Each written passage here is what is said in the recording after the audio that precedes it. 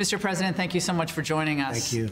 On Friday, Ted Wheeler, the mayor of Portland, sent a letter to you saying, basically, we don't want your help, you make matters worse. Saturday, one of your supporters is murdered in Portland by, it looks like, a suspected Antifa individual. And then on Sunday, Wheeler comes out, and Biden, and essentially tries to blame shift to you for the violence there.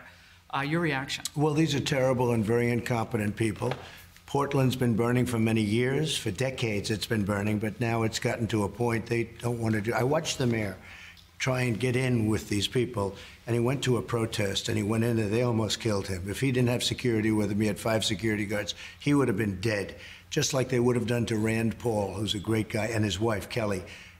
It is a disgrace when you look at what's happening.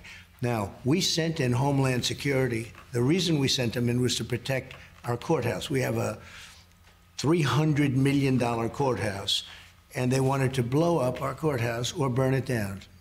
Take your choice, blow it up or burn it down, they said. And I said, no, that's not happening. So they wouldn't protect it because the mayor said he doesn't care.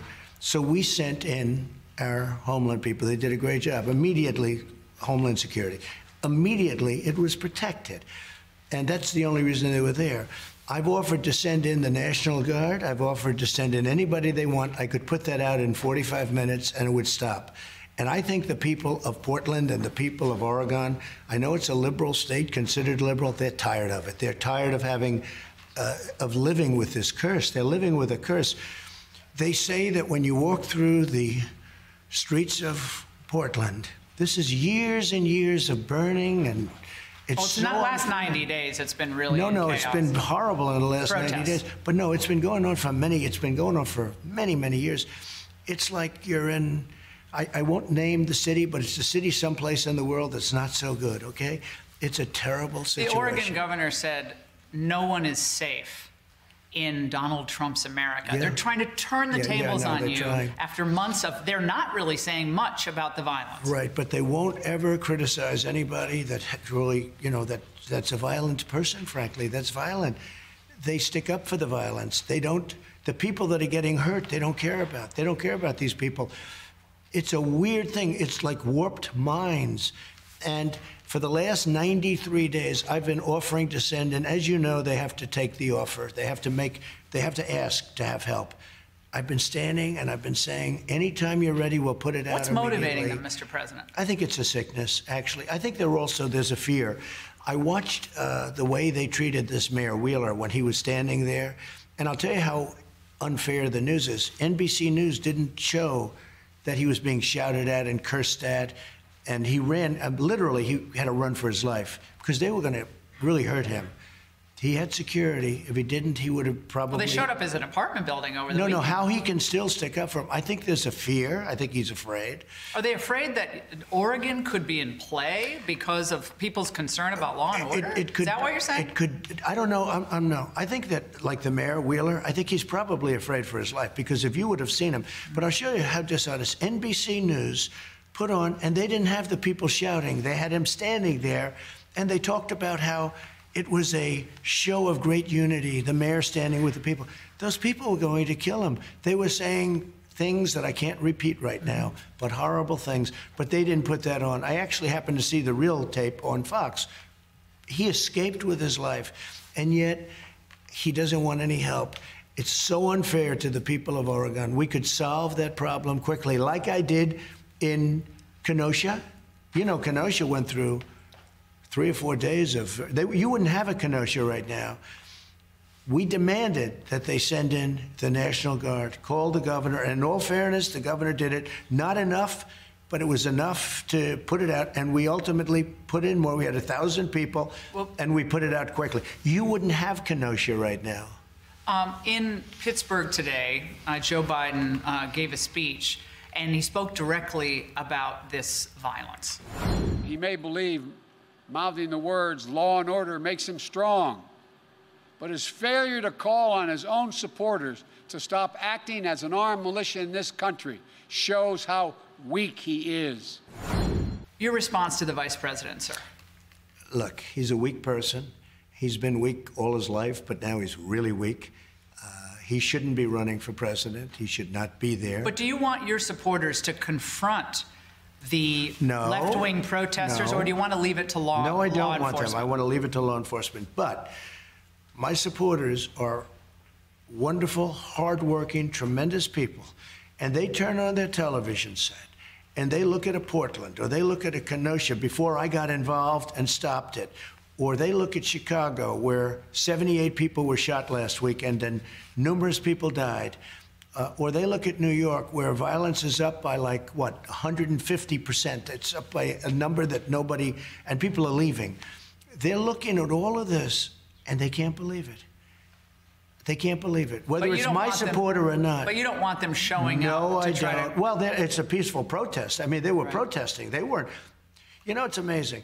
They want to protest, and they get criticized. The other people run through the streets, burn down storefronts, hurt people, beat people, and kill people, kick people in the face. That would have happened to Rand Paul, by the way, and his wife, except that you had 2 and then ultimately 4 very good policemen who took a big beating. They took a big beating. And they really saved Rand Paul. In fact, we're going to bring him into the White House and give him some kind of an accommodation, because they really, what they did was very brave, actually. I mean, can you imagine? I'm saying policemen were brave because they were escorting, but they were escorting a U.S. senator and his wife. And as Rand said, he would have been killed if they weren't there. Isn't it true also, Mr. President, that the Democrats have been, in their own way, inciting this violence against individuals for almost as long as you've been in office? Sure. If you see anybody from that cabinet, you get out and you create a crowd. And you push back on them.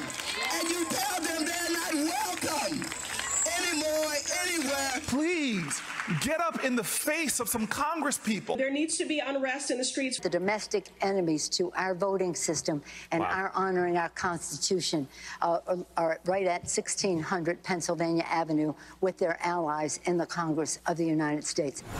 It's not only the Democrats, it's the media, the fake news. The news is so fake. Like I told you with the mayor, where they make him look like it's a great unity thing when actually they were cursing at him and they would have done big numbers on him, but they don't show that. They just show the mayor standing with these very tough thugs, and he was gone, okay? They saved him. But NBC shows it like it's unity with the people. I don't get it. I don't know why they're doing it. And I will say this, at some point, I will not be president. Hopefully that'll be in 5 years from now, but I will not be president. And they're going to die. They're all going to die. Can you imagine if they had a cover, Sleepy Joe Biden? It won't be very much fun. But much more importantly, our country would go to hell. Our stock markets will crash. As sure as you're sitting there, we will have problems like you've never had. But if you take Kenosha, and if you take other parts of the country that I don't even talk about, I could show you things that we've done to stop this kind of a thing that's happening in Portland and happening in Chicago and happening in other places. Most red states are cooperating with federal law enforcement, and things are relatively calm in red state America. But Biden said again today in Pittsburgh that essentially you're not going to be safe in Donald Trump's America. So if it weren't Donald Trump's America, to just use the expression as I'm president, you would have riots like you've never seen. The Democrats have lost control of the radical left. And if you look at Bernie and I call it the manifesto that was agreed to with Biden and his group, that's further left than Bernie ever was.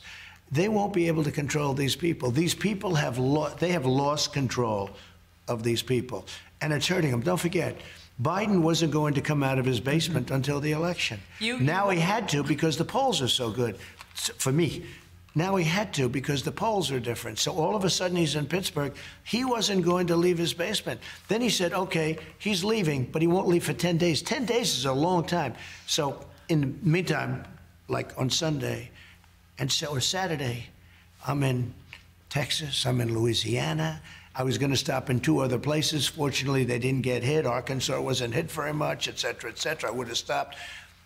But I'm all over the place. I leave early in the morning. I get home late at night. And that's what you have to do as president. And Joe doesn't have energy. Tomorrow, you're going to Kenosha, Wisconsin, of course, the scene of so much unrest lately. And the governor says he doesn't want you to come.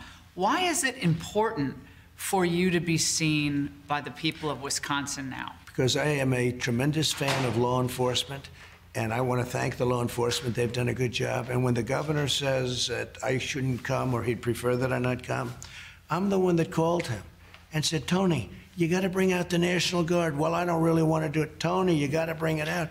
And unlike your governor of Oregon that just keeps saying no, he agreed to it at least. Now, he agreed to a small number, but the small number was plenty. But isn't it a political motivation? They don't want you to come to blue state America because they don't want the media to have to cover what's really happening on the ground. True. Isn't this political? That's true. If you look at what's going on in blue, as you call it, blue state America, blue city America, you look at what's going on in New York, you look at what's going on in these states. Chicago is a disaster. Portland, you look at Portland.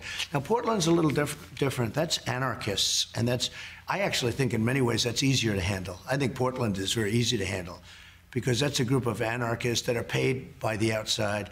And, you know, we put a lot of people in jail. I don't know if you know this or not. Remember 3-4 months ago, we were having a problem with monuments. They were ripping down statues and monuments all over the place. Democrats didn't say anything about that. No, the Democrats had no control. It actually got out of control even for them.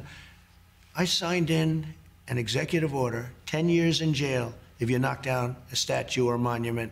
You haven't heard one thing about it. You haven't. We wouldn't have. They were going after Thomas Jefferson. They were going after Lincoln, and they were going after the Washington Monument if they could knock that one down. They were going after everything. And I actually don't even think they know. I think they're just thugs. I don't think it may be an ideology, and it may not. It is an ideology for the people that are paying them. And the funny thing is, and the strange thing is, the people that are paying them and all this money, because somebody's doing what it. What about the corporations? They travel. Well, wait. The people paying them, those people will be overthrown. Their lives will be taken away. Their lives will be endangered. They're all going to be gone. They're just stupid, foolish people that made a lot of money. But corporations have given an enormous amount of money, in the tens of millions or maybe hundreds of millions, to Black Lives Matter. Because they're weak. Which is all over a lot of these protests. So what does that mean about these corporations? Why are they paying that money out, Mr. Because President? they're weak people, led by weak people, in many cases, not all corporations. What does that mean, they're weak people? I looked at numbers where one company is giving hundreds of millions of dollars. When you say they're weak, what do you mean? Explain because that. they just do what's the easiest path. That's not the easy path. That's a very dangerous path. Black Lives Matter is a Marxist organization. You remember pigs in a blanket, fry them like bacon. That was the first time I ever heard of Black Lives Matter. I said, that's a terrible name. It's so discriminatory. It's bad for black people. It's bad for everybody. And all of a sudden it becomes like sort of, although now if you look, it's going way down because people are tired of this stuff, what's going on, the Black Lives Matter. If you look at what's going on with the bats and a lot of thugs. Running through D.C. last night. Oh, it's terrible what's going on. But Black Lives Matter came into existence walking down the street screaming, pigs in a blanket, fry them like bacon. And that was about police officers. That was representing police. Mm-hmm. They were pigs in a blanket, like the sausages or hot dogs, fry them like bacon. Well, they were saying worse over the last couple of days in D.C. Oh, I think even worse, yeah, probably. No, it's gotten, I don't know, do you get worse? But DOJ's role in trying to really hit the law enforcement accelerator here against these groups. A lot of the individuals coming into Wisconsin have been tracked as out-of-staters, the ones who've been arrested. We have them all. Can DOJ do more, and what could they do to really start putting the fear of God in these violent, not the peaceful protesters, but violent protesters? So they have under investigation a lot. In fact, I'll show you. I just had this because of this very important interview with you. But I just, and I'll give this to you, in Kansas City, violence has decreased by 1/3 since the initiative began. In Indianapolis, 49 guns confiscated. More than 1,000 arrests have been made under the initiative. DOJ is addressing violence and crime across the country, FBI. But you don't read that. The FBI and ATF are assisting the Portland Police Department. But you can't do much when you have absolutely no cooperation. But if they don't think they're going to go to jail for 10 years for doing what they're doing, then they're going to keep doing it. So how does a Trump re-election calm things down in the United States? Biden says he's going to calm things down. How will a Trump re-election calm? Why? Why won't he calm things down? Biden won't calm things down. They will take over. They will have won. If Biden gets in, they will have won. He's a weak person. He's controlled like a puppet. So it's not going to be calm things down. It's going to be they will have won. They will have taken over your cities. It's a revolution. You understand that. It's a revolution. And the people of this country will not stand for that. They're not going to stand for that. The vast majority of people feel like me. They feel like every time I put Law and Order up on social media, it gets such an incredibly positive response. The people of this country will not stand for it. If you say calm things down, yeah, calm things down because they will have taken over. Take a look at what's going on. And Biden, well, Biden is, I don't even like to mention Biden because he's not controlling anything. Who do you think is pulling Biden's strings? Is it former Obama people officials? That you've never heard of, people that are in the dark shadows, people that... What does that mean? That sounds like conspiracy theory, dark shadows. No, what is people that? That you haven't heard of. They're people that are on the streets. They're people that are controlling the streets. We had somebody get on a plane from a certain city this weekend, and in the plane, it was almost completely loaded with thugs wearing these dark uniforms, black uniforms with gear and this and that. They're on a plane. Where's this? I'll tell you sometime, but it's under investigation right now. But they came from a certain city, and this person was coming to the Republican National Convention. And there were like 7 people on the plane like this person, and then a lot of people were on the plane to do big damage. They were coming for planning for Washington. Yeah, this is all happening. But the money is coming from somewhere. Money is coming how can it be tracked? from some very stupid rich people that have no idea that if their thing ever succeeded, which it won't, they will be thrown to the wolves like you've never seen before.